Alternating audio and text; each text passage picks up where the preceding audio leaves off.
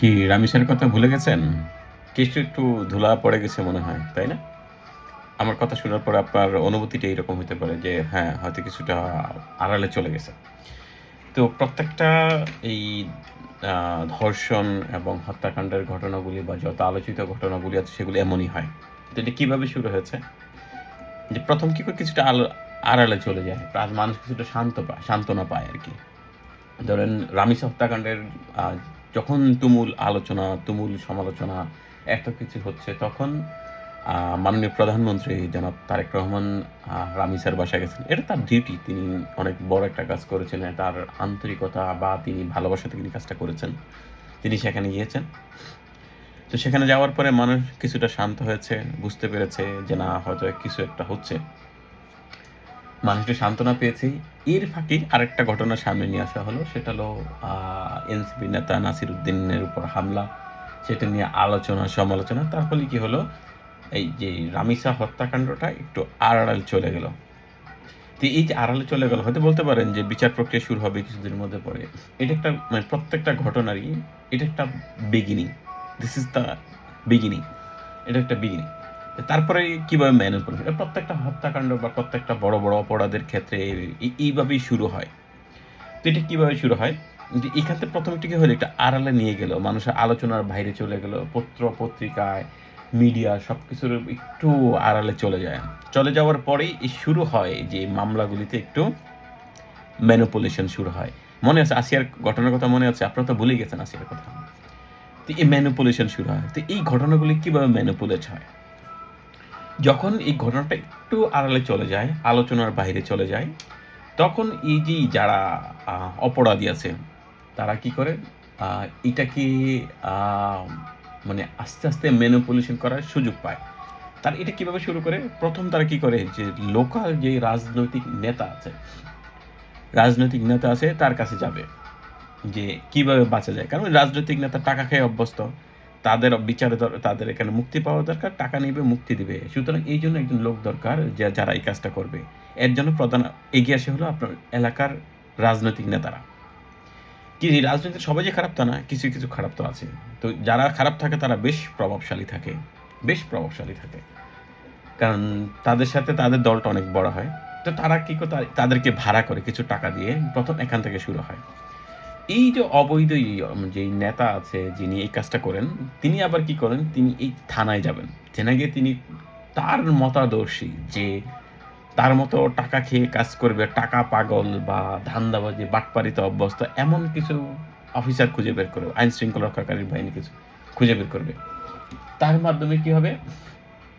এই যে মামলা আছে, মামলাটা ওই যে যারা টাকার বিনিময়ে কাজ করে, ম্যানিপুলেশন করে, তারা এটাকে তাদের এখানে নিয়ে আসবে তদন্তের জন্য। তখন সেটাকে কি করবে? এটাকে নিয়ে তদন্ত করবে। তদন্তের মধ্যে যখন আ আ কি বলে?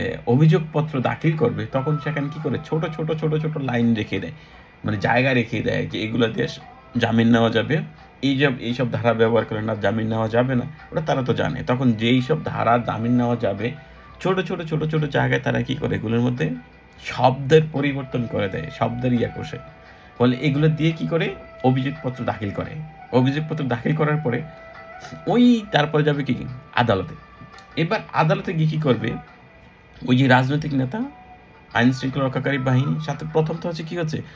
যে অপরাধী আছে, অপরাধের গোষ্ঠী তার যে তার অংশের যে লোক আছে তারা, রাজনৈতিক নেতা, আইন রক্ষাকারী বাহিনী, এখন ধরা হচ্ছে একজন আইনজীবী।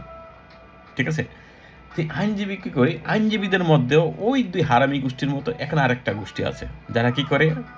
রাজনৈতিক তাদের বড় একটা পাওয়ার থাকে। তাদের আ যে যে যেই আইনজীবীদের যে প্যানেল আছে, সে প্যানেলে তারা বড়, বড় ক্ষমতা ধরে রাখে। তো এই যে পুলিশ এবং যারা অপরাধী তারা বোঝে যে এখান থেকে বের হইতে গেলে ওই পাওয়ার ক্ষমতাশালী লোক লাগবে। তো ক্ষমতাশালী লোক কারা? ক্ষমতাশালী আইনজীবী কারা হয়? যারা ওই টাকা খায়। যারা টাকা দেয়, তারা নিজেরা টাকা খায়, আরেক দলকে টাকা দেয়। ফলে তাদের মধ্যে একটা বড় ধরনের লেনদেন তৈরি হয়, একটা বড় ধরনের সম্পর্ক তৈরি হয়। তো কি করবে? এবার তারা কি করবে? ওই আইনজীবীর কাছে যাবে যার কি রাজনৈতিক বড় ভ্যাকেন্সি আছে। রাজনৈতিক বড় ভ্যাকেন্সি আছে। যার রাজনৈতিকভাবে বেশ পাওয়ারফুল, যাকে দেখলে জর্জরা ভয় পায়। বা বিচারকরা ভয় পায় বা তাদের সমীহ করে যে, আপনি এটা করে দিবেন নাইলে আমরা এটা করব। আদালত বর্জন করব, আপনার নামে সরকারের কাছে কমপ্লেইন করব। এই সেই কত কিছু আছে। তো এই যে টাকার খেলা শুরু, এই টাকা খেলতে একটা সময় এসে কি করে দেখা গেছে সেই বিচার কি হয়ে যায়? আড়ালে চলে যায়। আসিয়ার ক্ষেত্রে তাই হয়েছে, নূপুরের ক্ষেত্রে তাই হয়েছে, পূজার ক্ষেত্রে তাই হয়েছে, ফারিয়ার ক্ষেত্রে তাই হয়েছে। যতগুলা শিশু আছে সবগুলোর ক্ষেত্রে ঠিক সেমই হয়েছে। এমনও হয়েছে যে কি বলে যে আ